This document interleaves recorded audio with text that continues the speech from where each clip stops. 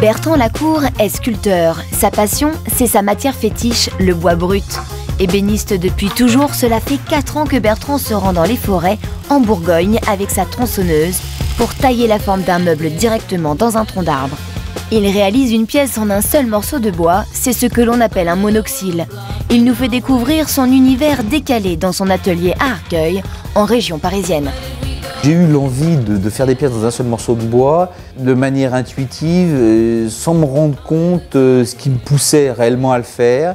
Et je me suis rendu compte, quelques années après avoir commencé, que ce qui avait opéré sur moi une immense fascination, c'était quand j'étais môme, de lire dans les encyclopédies les façons dont les peuples lointains faisaient dans un tronc d'arbre une pirogue.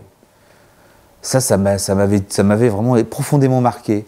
Et en fait, je me suis rendu compte qu'avec le projet que j'avais de faire des meubles d'une seule pièce de bois, des meubles monoxyles, je ne faisais pas plus que ce que faisaient nos ancêtres en faisant une pirogue dans un tronc d'arbre. Bertrand travaille avec différentes essences de bois, le frêne, le noyer, l'érable, mais à 90%, il utilise le chêne de Bourgogne pour ses qualités à la fois de structure et esthétique. Quand j'arrive à choisir donc les troncs d'arbres qu'on appelle des grumes auprès du forestier, je vais aussi beaucoup improviser selon les grumes, les troncs d'arbres que je vais trouver. Selon l'orientation du fil du bois, selon la place des nœuds, selon le diamètre, selon la manière s'il va être plus ou moins dur, s'il a grandi rapidement. Voilà, il y a une partition et il y a de l'improvisation. En revenant de la forêt, Bertrand sèche sa pièce dans un four à basse température pendant 6 semaines. Le séchage enlève l'eau, la chaise passe de 40 à 25 kg, ce qui permet de stabiliser le bois. Elle est donc prête à être sculptée. Et bien là, je vais redessiner la forme pour épaneler, c'est-à-dire qu'on va donner des petits coups de tronçonneuse pour enlever de la matière, fragiliser les parties qu'on a besoin d'enlever.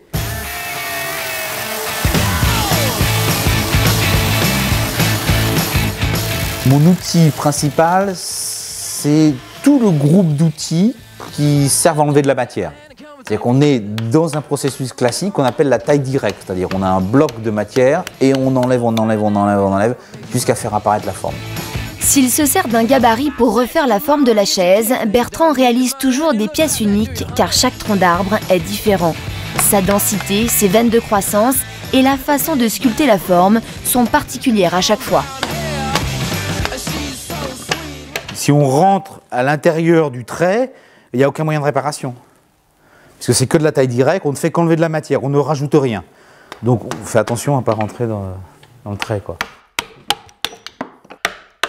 Le bois devient très dur, parce que autant quand on enlève dans ce sens-là, donc l'arbre est là, hein, le fil, là, il est couché parce qu'on a mis l'arbre à l'horizontale, mais ici on a du bois qui est d'une dureté normale, alors qu'ici on est dans le bois debout, et là ça devient beaucoup plus dur, quoi.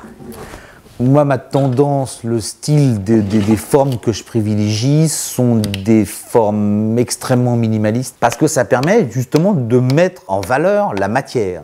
Le fait de ne pas retravailler de manière décorative les surfaces, de ne pas les ciseler, de ne pas les sculpter, de ne pas chercher d'effet de matière, de laisser vraiment une sorte de pureté entre guillemets de la surface, va bien avec le fait d'avoir des formes extrêmement simples, évidentes.